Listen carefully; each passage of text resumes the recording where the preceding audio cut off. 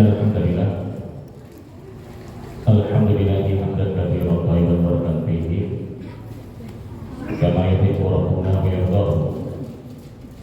Wa asyhadu an la ilaha illallah wahdahu la syarika lah wa asyhadu anna Muhammadan abduhu wa rasuluhu alladzi la nabiyya ba'dahu kaifallahi yusifu wa iyyakum wa taqaddasa wa takun. Allah Ta'ala fi kitabul aziz ya ayyuhalladzina amanu taqullaha haqqa tuqatih wa la tamutunna illa wa antum muslimun. Ya ayyuhalladzina amanu taqullaha wa qulu qawlan sadida yuslih lakum a'malakum wa yaghfir lakum dhunubakum wa man yuti'illah wa rasulahu faqad faza fawzan 'azima. Amma ba'd, fa inna hadits kitabullah wa Muhammadin sallallahu alaihi wa alihi wasallam wa syarrul umuri muhdatsatuha wa kullu muhdatsatin bid'ah wa kullu bid'atin dhalalah wa kullu dhalalatin finnar. Ikhwatul iman, jamaah sedang salat maghrib salat isya yang Allah muliakan keseluruhannya, para yang ada, para ibu dan para saudara kami, semoga Allah memberkahi kita semuanya dalam Islam dan iman kita. Pembahasan terakhir tentang masalah apa? Pak Ibu. Keutamaan tauhid. Keutamaan tauhid. Terus kemudian masuk bab ini tentang masalah masuk surga tanpa hisab. Kemarin sudah sahabat itu Bapak Ibu memuliakan tentang masalah macam-macam hisab.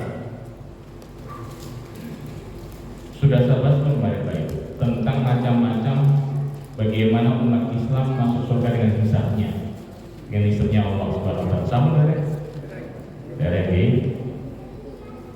Bismillahirrahmanirrahim. Bapak yang memuliakan,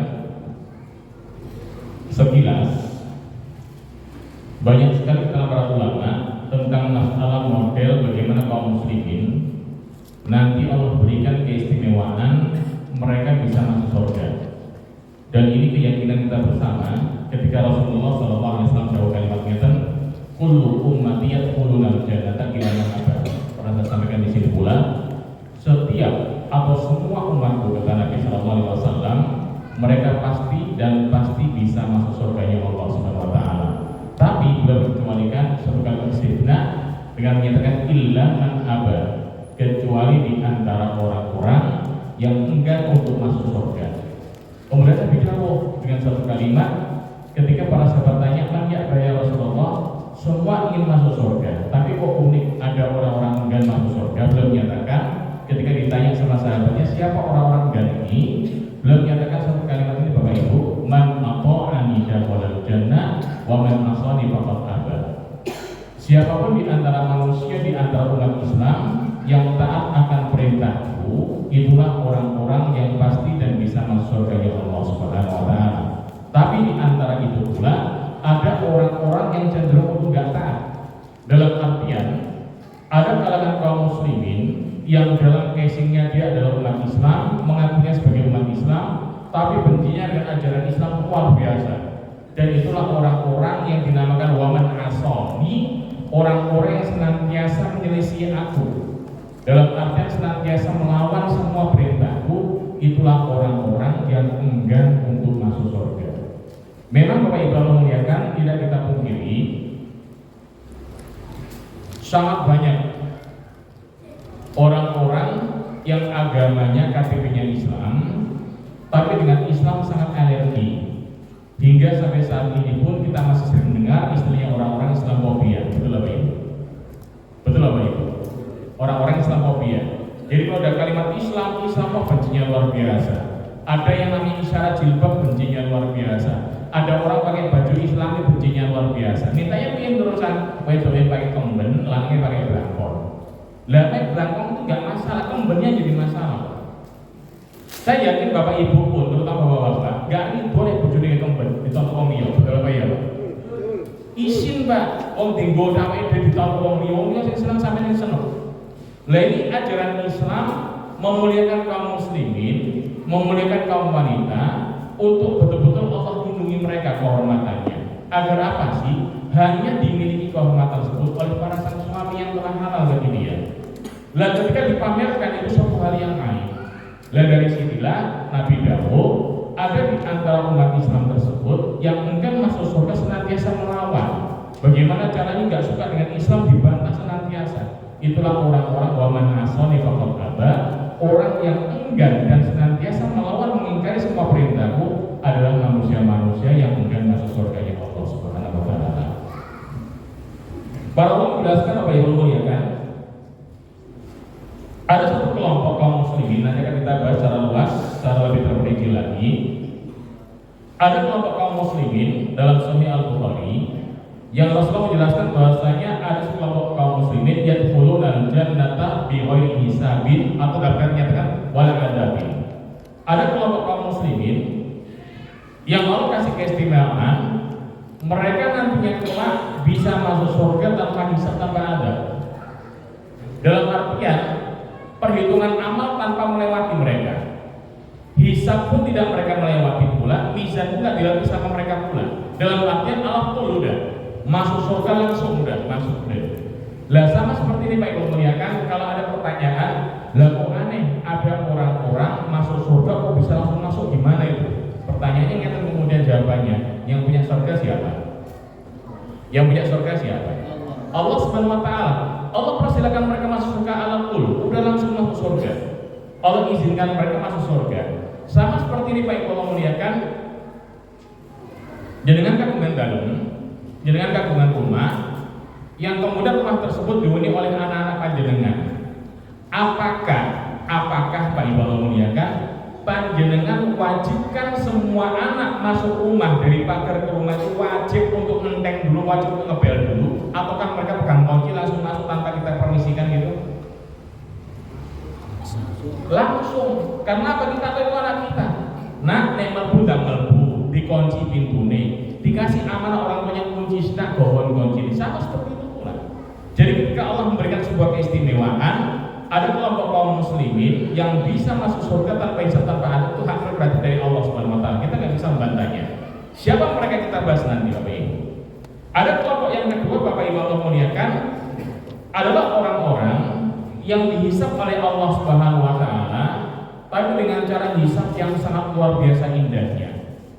Hisab ini, perhitungan ini hanya Allah berikan bagi hamba-hamba yang Allah kasih keistimewaan. Dalam surat Al-Insyiqaq Allah sebutkan di ayat yang ke-7 hingga ayat yang ke-9. Surat Al-Insyiqaq juz yang ke-30. Allah menyatakan, "Fa amma man utiya kitabahu bi yaminihi." Ada kelompok di antara manusia yang Allah berikan catatan amalnya dengan tangan kanannya. Yang dawuh Allah Subhanahu wa taala. Orang kemudian ngomong, loh, lah mosok ana catatan amal dipilihkan tangan kanan kok yo ngarang-ngarang terus piye? Ini yang ngomong adalah zat yang telah menciptakan kita. Dan kalau ada orang lancang misalnya semacam ini, pertanda orang ini bermasalah otaknya. Betul apa ya? Orangnya otaknya bermasalah, entah kemplo atau peler dan lain sebagainya. Lah orang semacam telah cacat otak tersebut tidak wajib kita ibris Pak. Nek diladeni tambah sampel sampean. Malah jengkel. Betul apa ya? Banyak orang semacam ini malah jengkel hati mangkal atas gak usah direken lah, anggap mungkin kamu mari sikatan selesai urusan. Allah menyatakan ada di antara manusia yang akan berikan catatan amal dan tangan kanannya biyamini dengan tangan mereka sebelah kanan. Allah menceritakan orang-orang semacam ini, fasaufa yuhasabu hisaban yasira. Itulah orang-orang yang akan Allah audit, yang akan Allah periksa dengan cara hisab yang sangat ringan. Bagaimana cara ringannya tersebut nanti akan kita jelaskan. Allah menjelaskan dari istilahnya wa yanqalibu ila ahli masrura. Setelah ia terima catatan amal dari tangan kanan mereka yang hisab yang ringan, ia kembali ke keluarganya dengan sangat senangnya luar biasa. Kenapa? Allah pertemukan. Allah pertemukan di surganya Allah Subhanahu wa taala. Semua dari ia dan semua yang ia cintai, Allah pertemukan di surganya Allah Subhanahu wa taala. Ada suatu kalimat yang sempat oleh Aisyah radhiyallahu anha, ibunda kita, ibunda kaum muslimin, yang sempat tanya kepada Rasulullah SAW ketika Rasulullah doa kalimat ini Pak Ibu muliakan, sempat Nabi doa kalimat ini dalam Sahih Al-Bukhari, beliau menyatakan man nuqishal hisaba udziba. Barang siapa di antara kalian, di antara umat manusia, nuqishal hisab, yang dia mengalami nuqishal hisab, nuqish itu adalah munaqashah. Bapak Ibu nanti ngirim kalimat munaqashah boten? Di sini ada pembelajaran baca Quran Bapak Ibu? Ada ya? Setiap tingkat itu ada munaqasyah biasanya. Lah munaqasyah ini Pak diwonceni Pak. Contoh misal, ada ananda baca kalimat misalnya contoh Pak Ibu ya. Ida zulla zillatillah ardu zilla zalaha. Nak ulangi nak, lamnya itu nak kok mantul. Lam bukan huruf qalqalan. Ida zulzilatil ardu zilzalaha, ulangi. Itu namanya munaqasyah. Sama seperti ini Pak kalimatnya alhamdulillah. Loh kok mau nih? Ulangi lagi itu Mas, lamnya ulangi, haknya ulangi. Hak harus bersih safin, min halqi. Bersih dari hak, dari kerongkong, bersih di situ huruf haknya. Tolong ulangi lagi Mas, gak asal baca. Itu namanya munaqasyah. Nabi pada kalimat ini manu kisah hisab udiba, orang-orang yang dionceni hisabnya Pak, diteliti nggar siti sitok isin biasa itu Pak. Itulah orang yang diadab sama Allah Subhanahu wa taala. Nanti kita bahas pada kalimat ini. Sempat ibunda kita Aisyah radhiyallahu anha tanya kepada Nabi sallallahu alaihi wasallam, "Ya Rasulullah, kok ada orang dihisab tapi diadab oleh Allah Subhanahu wa taala? Alaysa yaqulullah azza wa jalla fa sawfa yuhasabu hisaban yasira." Bukankah di satu sisi ya Rasulullah, Allah telah jawab dengan kalimat akan Allah hisab orang-orang beriman dengan hisab yang sangat-sangat ringan, yang sangat-sangat mudah sekali. Kemudian Nabi setelah jawab kalimat itu Bapak Ibu, Nabi jawab itu diantaranya dalikal ardu. Ya Aisyah istriku, itulah cuma sekedar pemaparan tok. Pemaparan itu ngeten Bapak Ibu yang Allah muliakan. Sambil kias mawon nih, saya kiaskan gitu. Bapak Ibu nanti ngurus yang namanya surat ke kelurahan Pak. Entah pengajuan perubahan nama KTP, pengajuan penambahan jumlah penduduk panjenengan, entah anaknya nambah atau cucunya nambah. Nanti ngalami boten? Lah biasanya ini Pak Ibu muliakan, misal panjenengan dikenal sama mereka Pak. Siapa yang rawuh? Oh Haji Bambang, misalnya ngoten nggih. Oh Haji Bambang ini jenengan itu Pak sudah syarat dipenuhi Pak, yang namanya KTP dibawa, KSK dibawa, surat kenal lahir dibawa, surat kenal dari dokter pun dibawa dan sebagainya, lengkap semuanya. Biasanya sama persenjataan Pak Bambang nggih, pun Pak langsung ceprek, tok Pak langsung ke kecamatan, habis langsung ke dispendu. Jadi nggak dicek sitok-sitok Pak, cekrek apa biasanya. Sama seperti ini pula.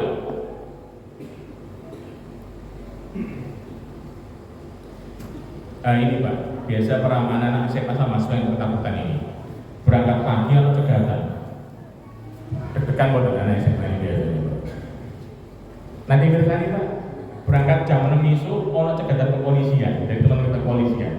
Cegatan STNK, SIM dan sebagainya, kelengkapan kendaraan. Area STNK suka mana Pak, muter-muter biasa itu Pak. Lah, ada beberapa tugas itu yang tahu Pak. Alhamdulillah di antara tugas itu rata-rata orang baik Pak. Tahu, jadi kan banding kendalakan STNK loh Pak, dompet, gak usah langsung mau nanti ngalamin betul. Itu namanya al-ardu, itu namanya. Jadi dimudahkan kita paparkan Pak, yo Mas Pak, langsung. Ini zaman Alhamdulillah. Sama seperti ini, hisab yang ringan adalah kalimat dari Allah Subhanahu Wa Taala yang Rasulullah menjelaskan an yanzura fi kitabihi wa yatajawaz lahu anhu. Yang nantinya kelak mereka diberita sama Allah untuk ditunjukkan kitabnya tentang catatan amaliyahnya, fayatajawaz anhu. Kemudian Allah lepaskan, Allah maafkan semua kesalahannya. Allah buka kitabnya, Allah tunjukkan hisabnya, sama Allah SWT. Mari cukup, selesai itu aja. Yang jadi masalah Bapak yang memuliakan, terkadang di antara kita Bapak yang memuliakan dalam masalah hisab ini, semua dosa kita pasti ingat pada hari akhirat nantinya. Jangan di akhirat, di dunia yang sangat fana ini Pak, setiap hamba Allah pasti ingat dosa-dosa sekecil apapun itu. Masa kecilnya melakukan apa aja, masa remaja melakukan apa aja, setelah menikah melakukan apa aja, setelah kemudian punya cucu melakukan apa aja, dan lain sebagainya. Jangan ingat senantiasa. Sama dalam hal ini pula, dalam satu kali dalam Sahih Al-Bukhari, Rasulullah SAW ada kalimat kata Bapak Ibu muliakan, beliau menceritakan kisah dari Allah Subhanahu Wa Taala. Beliau menceritakan Innallaha yudnil mu'mina, Allah mendekatkan seorang hamba mukmin. Hamba mukmin Allah dekatkan sama Allah Subhanahu Wa Taala hari hisabnya kelak. Wa yaqau alaihi kanafahu, kemudian Allah dekatkan kanafanya. Kanafa itu ngeten Pak, Bapak Ibu pirsa yang namanya pun burung untuk melindungi telur kan tinggal sayapnya, betul lah Pak Ibu. Itu namanya kanafa. Allah tutupkan kanafanya, penutupnya, dan dikisahkan di sini bahwasanya wayasturu, Allah tutup antara Allah dengan hamba tersebut. Tidak satupun di antara para hamba melihat proses antara Allah dengan sang hamba tadi. Ini sama seperti ini Pak Ibu yang memuliakan. Bapak Ibu mungkin pernah mendengar dalam kalimat persidangan dengan kalimat sidang tertutup. Nanti mirip nggak? Nanti mirip nggak? Sidang tertutup. Jadi contoh, ada sidang pidana terbuka, ada sidang pidana tertutup. Kenapa tertutup? Telah dikomunikasi sebelumnya. Jadi ada kesepakatan antara terdakwa dengan tergugat ini, atau penggugat dengan terdakwa, atau di antara para pelaku dosa dan penuntut dalam artian, sehingga kemudian kesepakatan tertutup udah nggak sebuka ini. Sama dalam hal ini, Allah tutup aib seorang hamba dengan menutup kanafa beliau dari penambah Allah Subhanahu Wa Taala. Wayasturu, Allah tutup semuanya hingga hanya antara dia dengan Allah Subhanahu Wa Taala. Fayaqul, dan Allah buka aib hamba tersebut. Allah buka aib satu persatu dan Allah menyatakan ata'rifu dzamba kada. Mas, ini dosamu ya. Hamba enggak mungkin mengelak Bapak Ibu. Loh iya, ini dosa. Allah bertanya lagi, ata'rifu dzamba kada. Mas, ini dosamu lagi ya? Iya. Ata'rifu dzamba kada, ini juga pun dosamu Mas. Pakai dosa-dosa ini Pak Ibu muliakan sampai kemudian fayaqul na'am ay rabbi hatta idza qarrarahu bidunubi. Setiap yang menyatakan ya Rabb itu dosaku kabeh ya. Ya Rabbi, itu dosa saya semuanya. Hingga kemudian dia ulang-ulang senantiasa Allah ulang-ulang dosa tersebut dengan dosa yang Allah yang pernah dia lakukan. Wa ra'a fi nafsi annahu halak, dan sang telah yakin, hamba telah yakin, wah nggak bakal untung lagi ini. Dioncei semua, dibuka sama Allah Subhanahu Wa Taala, dia punya keyakinan wah bakal celaka saya saat ini. Subhanallah Pak Ibu muliakan. Jazakallahu khairan. Barakallahu. Setelah hamba itu merasa dia akan celaka, tapi Allah berfirman satu kalimat ini. Allah yang dahulu, Allah menyebut kalimat ini, satartuha 'alaika fid dunya wa anna aghfiruha lakal yauma. Perhatikan kaidah ini Pak Ibu muliakan. Allah berfirman satu kalimat ini, satartuha 'alaika fid dunya. Mas, ketika engkau berbuat dosa, aku Allah Subhanahu Wa Taala tutup dosamu. Enggak satu orang pun yang tahu. Dalam artian, setiap hamba yang telah berdosa, yang telah melakukan dosa, tolong dosa ini Bapak Ibu yang Allah muliakan, jangan sekali-kali dibuka dan diumbar kemana-mana. Sekali lagi, setiap kita melakukan dosa, entah kecil atau besar, dosa-dosa tersebut maksimalkan, jangan sampai telah kita lakukan kita umbar kemana-mana dengan bangga lagi. Contoh pencurian, aku kemarin lagi ini kita tolong lagi dia, uang itu kok ini dia bangga.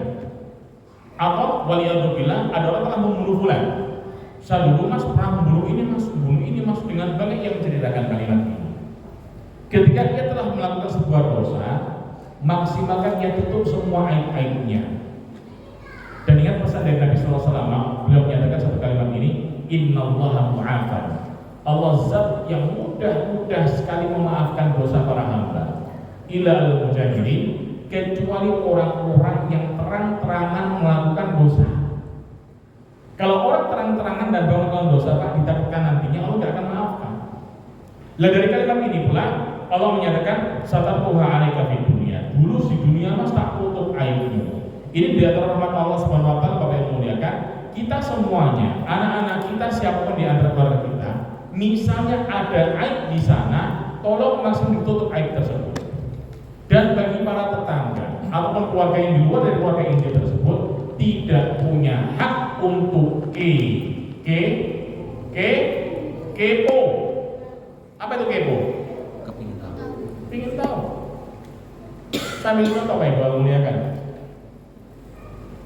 Ini sering terjadi ketika ada anak putri Pak, di antara mahasiswi atau di antara para siswi yang kemudian berbadan dua, belum menikah, sing kepo duduk yang namanya keluarga, tapi jobone keluarga biasanya, tombo-tombo dan sebagainya. Betul apa ya? Betul apa ya? Wakon kono takon gini, dalam bahasa kita Pak, omongan kayak cekel kalau kayak gitu.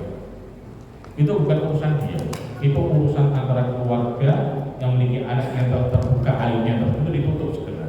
Dan orang-orang nggak punya hak membuka aibnya. Suatu kali dari Nabi SAW yang satu kali Pak, dia beliau Pak, man satara musliman, barang siapa di antara kalian suka menutup aib seorang muslim. Fulan punya aib, tutup aibnya. Fulan punya aib, tutup aibnya. Tutup aib tersebut. Dijamin oleh Rasulullah yang menyatakan satara Allah yaumil qiyamah. Allah telah akan menutup aib pada hari kiamat. Sama dalam hadis ini, Nabi dawuh bahwa saya Allah berfirman, satartuha 'alaika fid dunya, aku dulu tutup mas aibmu di dunia, dan Allah menyatakan wa ana aghfiruha lakal yaum, hari ini aku ampuni dosa-dosamu. Wa yuqta kita bahasanati, kemudian Allah kasihkan catatan amaliyah hasanah bagi sang hamba tadi. Maksud surganya Allah SWT hisab dengan sangat ringan sekali. Termasuk di sini Bapak Ibu yang Allah muliakan, ada satu kisah unik pula tentang pemaparan dosa di hadapan Allah Subhanahu wa taala. Allah perintahkan para malaikat-malaikatnya dalam Sahih Muslim untuk menunjukkan semua dosa-dosa kecil. Dosa kecil tunjukkan. Allah menyatakan i'ridu alaihi sigaratul labi. Malaikat tunjukkan untuk dia, paparkan untuk dia semua dosa-dosa kecil yang pernah ia lakukan. Hamba sampai kerdil Pak. Namanya dosa dibuka itu aku. Izin. Wallah izin. Sama seperti ini Pak, para suami punya HP, kepek ada bojone. Loh, ini siapa ini? Izin nggak sampai? Malu nggak? Enggak, malu ya Pak ya.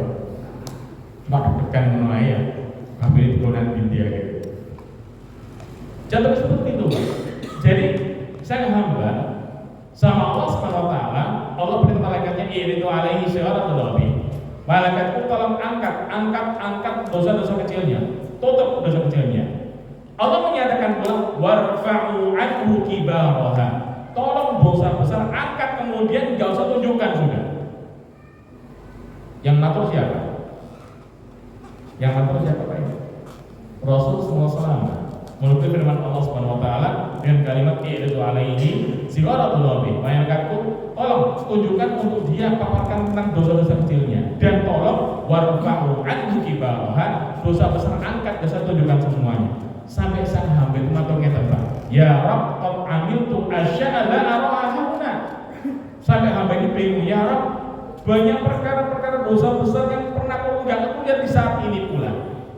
Itulah di antara rahmat dari Allah Subhanahu wa taala tentang bagaimana Allah punya rasa rahmat dan rasa rahim ini yang Allah berikan bagi hamba yang beriman, yang tahu tentang masalah aib.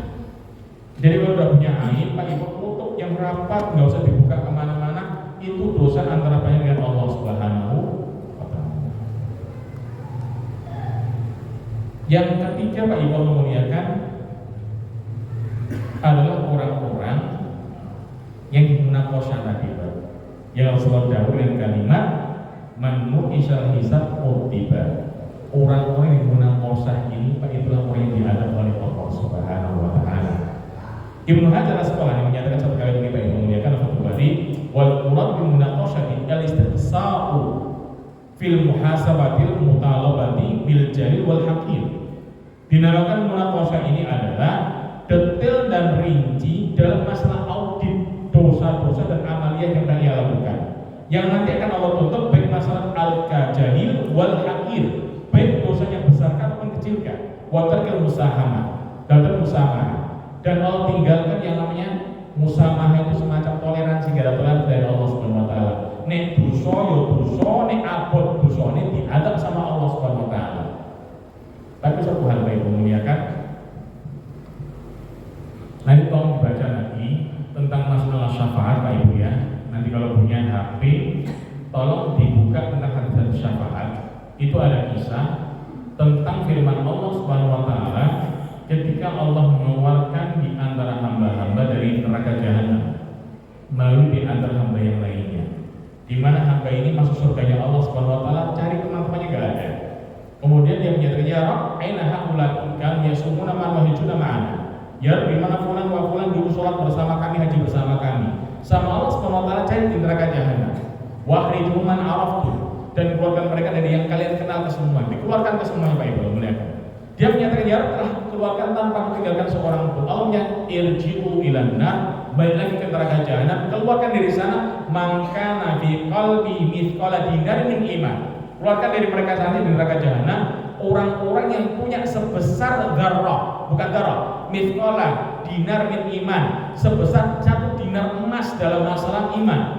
Kalau dia punya 1 dinar emas masalah iman, keluarkan dari neraka jahanam. Dikeluarkan banyak. Sampai Allah menyatakan nisfu dinar, separuh dinar, keluarkan mereka semuanya. Hingga dalam satu kalimat, idza wajadtu man wajadtu biqalbi mithqala dzarratin adna wa adna wa adna, pun bisa temukan di antara hati mereka, di antara penduduk mereka tersebut yang punya kadar iman lebih kecil dari darah. Darah itu butiran Pak. Kalau ada cahaya matahari itu ada butiran terbang, itu namanya darah. Rumahnya ada darah betul Pak. Pernah kemasukan cahaya matahari betul? Yang terbang-terbang itu darah namanya. Rasulullah menyatakan adna mithqala dzarratin min iman akhjumnanna, lebih kecil lagi dulu dari yang darah, keluarkan dari neraka jahanam. Enggak keluarkan dari neraka jahanam. Ini sebuah hisab yang telah dialami setiap hamba Allah Subhanahu wa taala, terlebih untuk orang-orang beriman, cara mereka surganya Allah Subhanahu wa taala. Semoga kita di antara pertama dan kedua, Pak. Yang pertama alatul langsung masuk, atau yang kedua hisab yang ringan. Semoga di antara kita semuanya. Yang pertama kita bahas satu persatu Bapak Ibu Allah muliakan, yang bersumber dalam hadis ini Pak, dalam Sahih Al-Bukhari, dalam kitab Butib, dalam kitab pengobatan, bab maniktawa awkawa wa ghairuhu fadliman lam yaktawi, tentang bab keutamaan untuk bagi orang yang berkei atau mengingat seperti besi panas, dan keutamaan bagi orang-orang meninggalkan pengobatan dengan kei tersebut. Di sini Pak Ibu muliakan, ada satu kisah dari Rasulullah Muhammad SAW. Beliau menceritakan uridun aliyal umat. Beliau menceritakan, Allah paparkan di hadapan saya sekelompok umat manusia. Dinamakan sekelompok umat manusia yang Allah paparkan saat itu. Banyak ulama menerjemahkan bisa jadi kisah ini di saat beliau saat Mi'raj, dia sudah bermuntah. Sebagian menyatakan ketika Allah kumpulkan antara para nabi dengan para rasul beserta umatnya kesemuanya, itulah Rasul paparkan, Allah paparkan pada Rasulullah SAW. Beliau menceritakan, Allah paparkan untuk saya sekelompok manusia umat-umat. Faro'aitu an-nabiyya wa ma'ahu rahbu, dan aku melihat seorang nabi dan cuma diikuti oleh sekelompok manusia sejumlah ar-rahbu. Ar-rahbu ini Bapak Ibu muliakan, ada sekelompok manusia dengan jumlah antara di bawah 9 hingga angka 3. Benar rahbu 3 hingga 9 nomor rahbu. Jadi seorang nabi berdakwah tentunya cuma 9 orang. Belum ceritakan pula wa nabiyya wa ma'ahu rajul wa rajulan, aku melihat seorang nabi pula pengikutnya cuma 1 ataupun 2. Seorang nabi Pak Ibu pengikutnya cuma 1 atau 2 pengikut saja. Belum ceritakan lagi wa nabiyya wa laisa ma'ahu ahadun, dan aku melihat seorang nabi enggak satu pun pengikut yang ia diimani tentang dakwahnya. Dalam hadis ini Bapak Ibu muliakan, para ulama menerjemahkan dengan sangat indah tentang keutamaan dakwah. Sebuah nilai sukses dakwah bukan dilihat dari banyaknya orang-orang yang mendengarkan. Saya ulang lagi, dalam hadis ini ada banyak pelajaran bisa kita ambil. Yang pertama, kewajiban seorang dai ikhlas dalam berdakwah kepada Allah Subhanahu wa taala. Ada yang mendengarkan kah? Ada yang bencinya kah? Ada yang ikut dengan dirinya kah? Atau ada yang loyal dengan dirinya kah? Atau ada yang ingin membunuh atau menyakiti dirinya kah? Itu resiko dakwah. Termasuk dalam hadis ini pula, Suksesnya sebuah dakwah bukan dilihat dari jumlah pengikut. Suksesnya sebuah dakwah Allah nilai dari proses ketika seorang dai berdakwah kepada Allah Subhanahu wa taala. Paham sekilas? Paham sekilas? Jadi bisa jadi Pak Ibu muliakan, ada seorang dai berdakwah yang perlu sesat. Ada seorang dai pula berdakwah cuma 10, 8 orang saja, atau 5 orang atau 3 orang saja. Bahkan ada seorang dai Pak ngajar pengajian, jamaknya cuma 2 orang. Yang pertama ngantuk, yang kedua ke toilet. Ada nggak kira-kira? Kita yang ngantuk kertak nonton itu Pak. Kita berguyonan buri. Kayak mau stop, tunggu bisa. Jangan 10 orang. Ada seorang ini pula. Termasuk ini Pak Ibu memuliakan. Ada beberapa dai yang mengajarkan baca tulis Al-Quran, bisa jadi ganjaran pahalanya lebih besar dari orang-orang yang mengajarkan ilmu agama. Jawabannya luar biasa banyak, melimpah. Karena masalah keikhlasan. Dalam hadis secara jelas Rasulullah dikisahkan di sini bahwasanya Allah perlihatkan untuk beliau para nabi-nabi pengikut yang antara hitungan 9 hingga 3 kan, atau 1 orang atau 2 orang kan, hingga tanpa pengikut sama sekali. Kemudian Bapak Ibu muliakan kisah di sini, Idrofi Ali sawadun adimun. Saat itu kemudian Allah tampakkan aku sekelompok yang sangat besar di antara umat manusia. Sawadun adim, kelompok yang hitam. Kenapa hitam? Dari jauh kelihatan hitam, dari kepalanya yang hitam ke semuanya. Kepala kita warnanya apa Pak Ibu? Kepala kita warnanya apa? Rambut kita warnanya apa? Nih kepala warnanya macam-macam Pak Ibu ya. Sawadun adim, dari jarak kelihatan hitam, banyak sekali. Belum menyatakan wadonatu anahum umati. Aku kira ini umatku, wah aku bangga. Nabi yang terakhir umatku terbanyak. Tapi subhanallah Pak Ibu memuliakan, fakil dikatakan oleh para malaikat menyiarkan satu kepada Nabi sallallahu alaihi wasallam, "Hada Musa wa qaumuh." Ya Muhammad, ini bukan kaummu. Ini kaumnya Musa. Inilah Musa beserta kaum pengikutnya Musa. Ini sebuah ikhbar, sebuah berita dari Nabi sallallahu alaihi wasallam bahwasanya pengikut Nabi Musa alaihissalam adalah pengikut yang terbanyak setelah pengikut kaum muslimin. Saya ulang lagi, khabar dari Nabi ini sebuah pertanda bahwasanya pengikut ajaran Musa alaihissalam adalah di antara pengikut terbanyak setelah jumlah umat Islam. Paham sekilas? Paham sekilas? Kemudian Nabi dahulu itu Pak Ibu memuliakan, beliau menceritakan dalam satu kalimat, "Fanadhartu fa idza sawadun adim." Hingga kemudian beliau menceritakan, aku diperlihatkan dari sebuah kelompok yang besar lagi.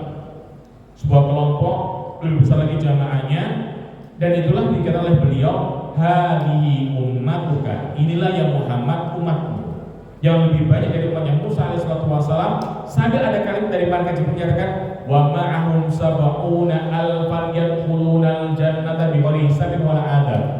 Nanti ya Muhammad, di antara umatmu yang banyak ini luar biasa banyak dan terbanyak di antara umat para nabi tersebut, ada sebanyak 70.000. Sab'ina alfan yadkhulunal jannata bighairi hisabin wala adabin. Yang dia layak masuk surga tanpa hisab, tanpa adab sama sekali, tanpa yang namanya siksa dari neraka. Diampuni oleh Allah seluruhannya. 70.000 umat Islam, dan itu gak banyak, masih sedikit. Nanti ada satu riwayat, sebuah tambahan dalam Musnad Imam Ahmad dengan sanad yang sahih. Sebenarnya di sini, fasdazdatu rabbi fazadani ma'a kulli alfin sab'ina alfan. Aku minta sama Allah tambahan dari setiap 1.000, dari 70.000 tersebut membawa 70.000 yang lain. Dan setelah disebutkan pula, wasdazatu rabbi fazadani ma'a kulli wahidin sab'ina alfan. Dalam menyatakan aku minta tambahan sama Allah Subhanahu wa taala, satu orang dari 70.000 tersebut membawa 70.000 yang lain. Nanti tolong dihitung Pak, 70.000 kali tambah 70.000. 70.000 kali 70.000 tambah 70.000. Itu jumlah yang masuk Islam, masuk surga tanpa ada. Ketika Nabi Dawud mengatakan Pak Ibu memuliakan, ada sekelompok umat Islam yang Allah berikan keistimewaan masuk surga tanpa hisab tanpa adab. Kemudian meninggalkan siap mereka. Tsumma nahadha padakhala manzilah. Beliau kemudian berdiri masuk rumah, gak dijelaskan. Lu wong ya bingung Pak, mantu cintane kata pada ngeten Pak. Ini mirip seperti ini.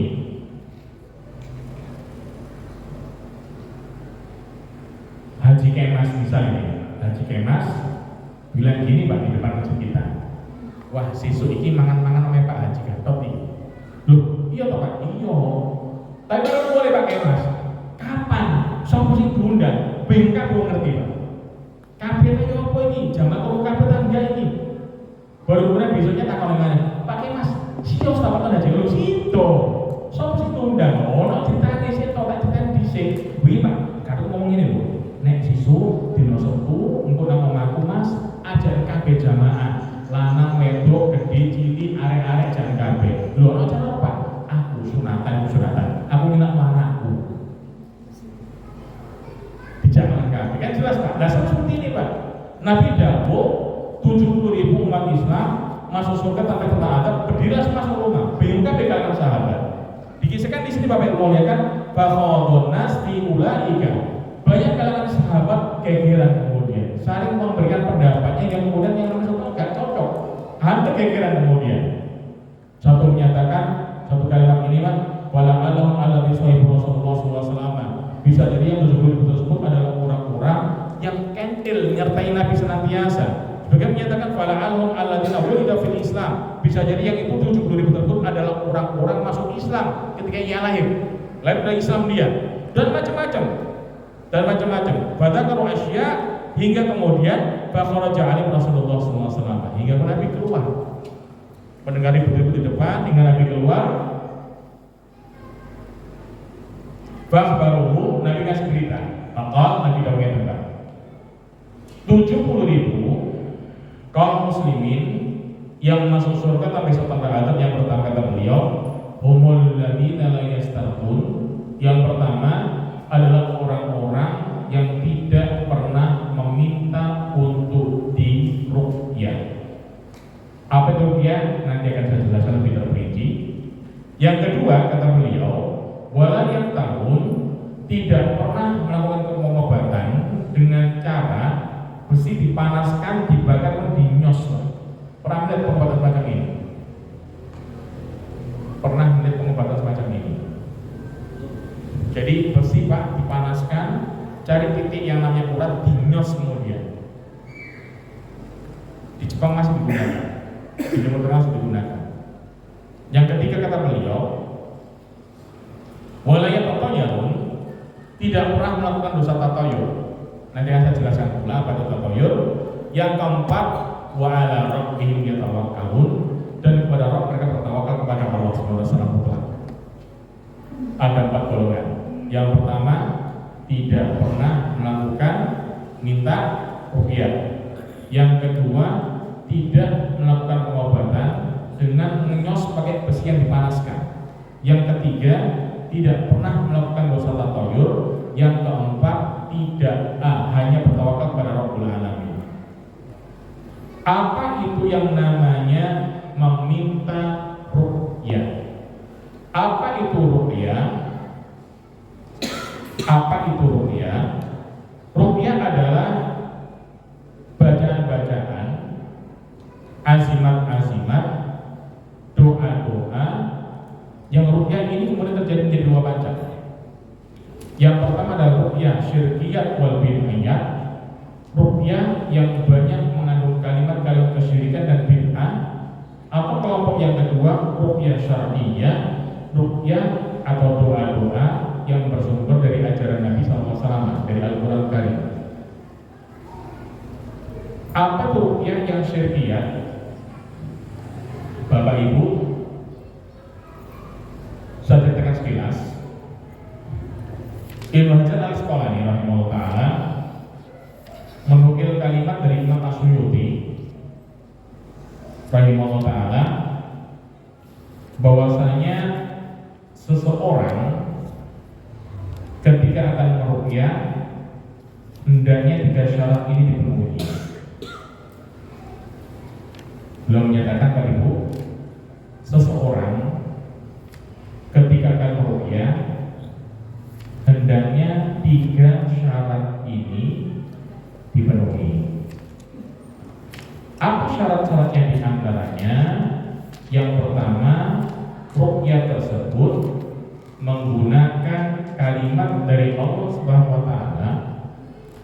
Dinamakan kalimat dari Allah Subhanahu wa taala berarti pakai apa itu? Kalimat dari Allah Subhanahu wa taala, kalimat apa itu kira-kira? Al-Qur'an. Dan menggunakan nama-nama Allah Subhanahu wa taala dan sifat-sifat Allah Subhanahu wa taala. Yang pertama. Yang kedua, termasuk dari pertama ini pula, menggunakan doa-doa yang telah Rasulullah ajarkan. Syarat yang pertama, menggunakan kalimat dari Allah Subhanahu wa taala, min kalamillah, dari kalamnya Allah Subhanahu wa taala itu Al-Qur'an Karim. Menggunakan nama-nama Allah Subhanahu wa taala, menggunakan doa yang telah Rasul ajarkan. Yang kedua, syarat yang kedua, menggunakan bahasa Arab atau menggunakan bahasa yang bisa dipahami maknanya. Sekali lagi Pak, wabilisan Arabi wa ma ya'rifu maknahu, menggunakan kalimat bahasa Arab atau bahasa selain bahasa Arab yang bisa dipahami maknanya. Biasanya kata Pak, menurut saya ada beberapa orang meruqyah pakai Al-Quran, kemudian setelah yang baca geremengan. Contoh misal, pertama dia baca Quran, Alhamdulillah minasyaitonir bismillahirrahmanirrahim, alhamdulillahirabbil alamin, arrahmanirrahim, maliki yaumiddin, iyyaka na'budu wa iyyaka nasta'in, ihdinas siratal mustaqim, siratal ladzina an'amta 'alaihim ghairil maghdubi 'alaihim waladdallin, amin. Loh, kok kasih kata ini? Kan gak jelas Pak. Nek wong ini Pak kok ngali juga. Masalah apa? Sikatan jowo. Jadi Bapak harus tegas, Ibu harus tegas. Kalau ada huruf ya Pak, kalimatnya itu jelas, yang dibaca itu jelas, bukan gremeng. Karena kalau dilarang gremeng, ditakutkan dia baca di antara azimat-azimat yang berbau syirkiyat, memanggil para syaitan dan jin. Paham jelas? Dan itu terjadi. Jadi di antara para pokoknya ini Pak, ada beberapa oknum ini Pak, mungkin dengan cara-cara syirkiyat dan bid'ah seperti tadi. Dihiasi dengan Quran, malah pun geremeng lah isi itu tanda-tanda juga. Dinamakan ruqyah Pak, bahasanya jelas. Dan ruqyah punya sifat bacanya dengan kalimat bacaan yang lantang. Tahu bacaan lantang Pak Ibu? Suaranya lantang. Semakin dia lantang, semakin setan itu takut. Sama seperti ini Pak. Ini misal Pak Ibu ya, Mas ngapunten nggih. Ada beberapa orang nakal di kampung itu Pak yang suka malakin itu Pak. Jadi malak ngoten niku. Kemudian sing dipalek kok ben, Mas ojo jujukan Mas turun kali gak cuma subhanallah Pak, ono tentara pas ngaruh. Disentak, kali sapa? Lah mau apa lho? Kok bisa? Nganter tentara, putih enggak kira-kira? Putih enggak kira-kira? Sama seperti ini Pak. Preman semacam ini Pak, kok setan biasanya. Disentak mati. Kalau jenengan punya yang namanya kena semacam kayak ada saudara kena musibah, jenengan yang ngerut Pak, setan tambah senang biasanya. Kuatkan. Jenengan kita baca dengan lantang, dengan baca yang jelas, pendeli dia. Jangan sekali-kali senyum. Jangan Pak, pendeli dia. Pendeli bahasa Indonesia apa? Pendeli. Lototin dia. Jangan senyum sama sekali. Setan, metu yo, kok gak dosa yo, coba keluar. Suruh keluar. Kalau gak keluar, sebetulnya Quran lagi tak bakar nanti. Ancam dia dengan azab dari Allah SWT. Pakai bahasa Arab atau bahasa yang jelas Pak. Contoh bahasa kalimat dari Allah SWT dari bacaan Indonesia. Ya Allah, sembuhkan fulan ya Allah. Ya Allah, kalau suka penyembuh ya Allah, sembuhkan dari gangguan ini ya Allah. Ya Allah, usir dia di antara musuh-musuhmu ya Allah. Boleh digunakan seperti itu. Tadi kayak kalimat kulon mun ingsun dumateng rawuh ngomong usahakan Mas ngantuk Mas jaman biyen ku bahasane. Yang ketiga Pak Ibu kemudian kan wa an yu'taqada wa yuntaqada anna ru'yata la tuqtaru bidatiha bal bitakdirillah azza wa jalla. Wajib diyakini ru'yah ini tidak memberikan manfaat dengan zatnya tadi, tapi semua ru'yah tersebut memberikan manfaat dengan izin Allah Subhanahu wa taala. Dan mohon Pak Ibu difahamkan di sini pula, meruqyah itu tidak harus memanggil Ustaz. Soal lagi Pak Ibu ya, meruqyah itu tidak harus memanggil Ustaz. Dalam artian apa? Maksimalkan setiap rumah ada orang-orang yang memesan ruqyah syar'iyyah. Adzan gitu. Silakan adzan dulu Pak.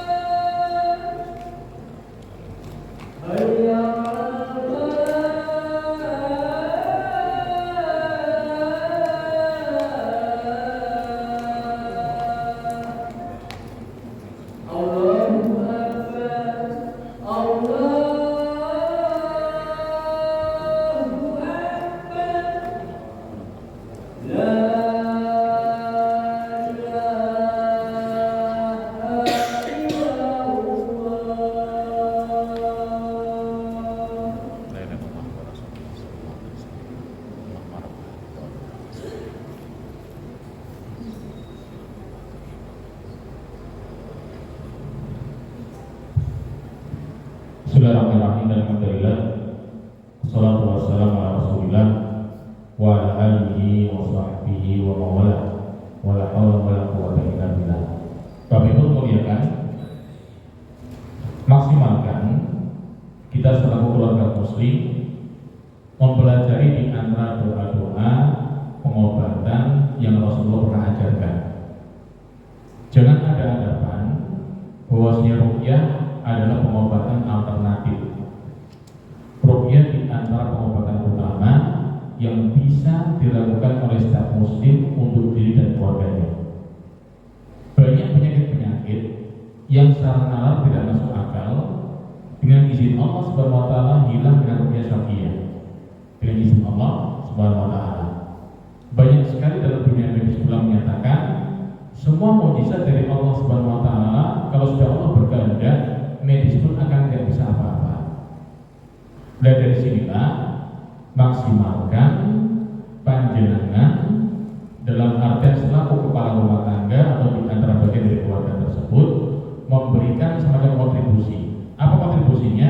Hafalkan di antara doa-doa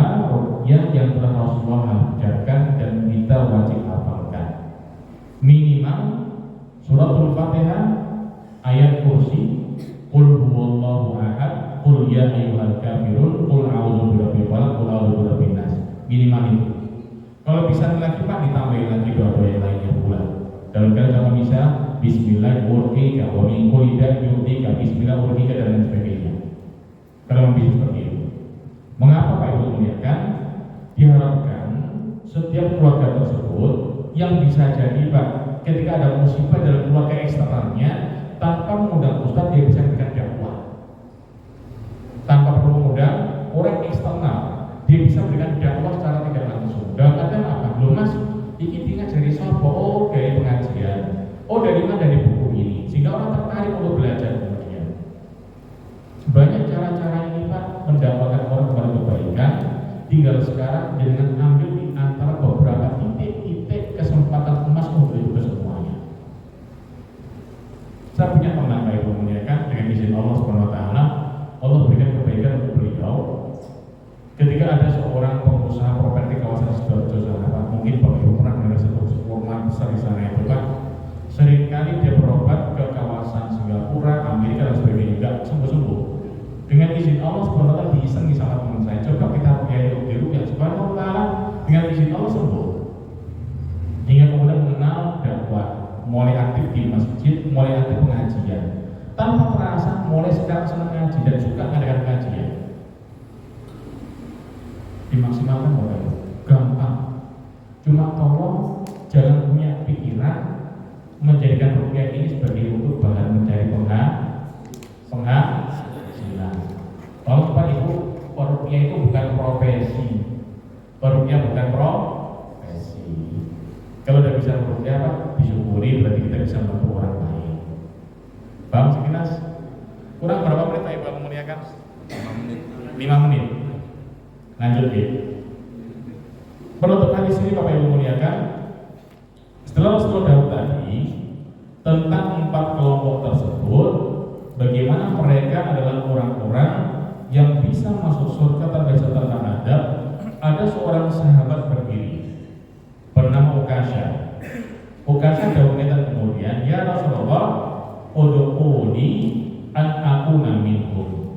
Beliau menyatakan, ya Ukasha, ya Rasulullah, belum menyatakan, ya Rasulullah, doakan untuk saya semoga aku di antara orang-orang dari 70.000 tersebut. Ud'ullaha li an yaj'alni minhum. Doakan untuk saya Rasulullah agar Allah jadikan aku di antara mereka semuanya. Langsung Nabi doakan ini Pak, anta minhum. Jenengan Mas Ukasha di antara orang yang masuk surga tanpa hisab, tanpa adab. Perhatikan Pak Ibu muliakan, berita dari Nabi ini adalah sebuah busyra, kalimat gembira yang bertakin seseorang secara pribadi bahwasanya fulan ini penghuni surga. Kalau Nabi sudah tahu kalimat ini Pak, sebagai umat Islam, umat Muhammad wajib untuk mengimani Ukasha masuk surga. Sama seperti ini pula ketika Nabi Daud tentang sekelompok umat Islam yang masuk surga di kalangan khulafaur rasyidin radhiyallahu anhum jami'an. Beliau menyatakan, fa inna Abu Bakar fil jannah wa Umar fil jannah wa Utsman fil jannah wa Ali fil jannah. Bahwasanya Abu Bakar di surga, Umar di surga, Utsman di surga, Ali di surga. Ketika ada orang yang menyatakan Ali tidak bisa masuk surga atau Utsman nggak bisa masuk surga dan sebagainya, ini pertanda orang ini wajib untuk belajar lagi. Semua pernyataan Nabi itu nggak mungkin salah. Semua pernyataan Nabi selama itu sahih riwayatnya, pernyataan nggak mungkin salah, pasti benar. Sama dalam hal ini Pak, belum menyatakan anta minhum ya Ukasha, jenengan di antara orang-orang yang akan masuk surga tanpa hisab tanpa adab. Ukasha ini Bapak Ibu muliakan, belum meninggal dunia terbunuh dalam sebuah perang. Yang membunuh bernama Tolihah. Tolihah ini seorang orang kafir. Dalam perang tersebut membunuh Ukasha sehingga bermati syahid. Tapi kemudian dengan izin Allah Subhanahu wa taala, Tolihah ini pun akhirnya masuk Islam dan berperang, berjihad melawan orang-orang Persia. pada perang Qadisiyah dan meninggal dalam keadaan syahid pula di situ. Ada satu kisah Pak Ibu memuliakan. Nah itu cerita dari Pondok Darul belum cerita sekali begini. Yadhaqullaha ila rajulaini. Allah akan tertawa. Allah tertawa tentang kisah dua orang laki-laki ini yang tulu ahaduman akhar, di mana satu sama lain saling bunuh. Boleh berperang, saling bunuh. Yadkhulanil jannah, ternyata dua tadi masuk surganya Allah Subhanahu wa taala. Ini kan kisah Ukasha tadi. Dia dibunuh oleh Tolihah di perang. Yang Tolihah masuk dalam rangka naskah bulan bukan orang muslim, hingga suatu ketika nanti Tolihah dapat hidayah dari Allah Subhanahu wa taala, perang dengan syahid pula dia. Dia di sini Allah Subhanahu wa taala. Ini sudah kisah dari Nabi SAW, di mana kita setelah mendengar wajib untuk mengimani dan membenarkan. Mungkin ada pertanyaan Pak Ibu menyatakan dari masalah kisah hari ini. Jelas kira-kira? Jelas kira-kira? Ada pertanyaan boleh? Amin soalin. Cukup? Semoga bermanfaat bagi kita. Aku bagi hadap dan Allah Subhanahu wa taala. Apabila ada khilaf murni dari kami bermaafkan. Wassalamualaikum warahmatullahi wabarakatuh. Subhanallah. Tidak bisa dimatikan ya misalnya.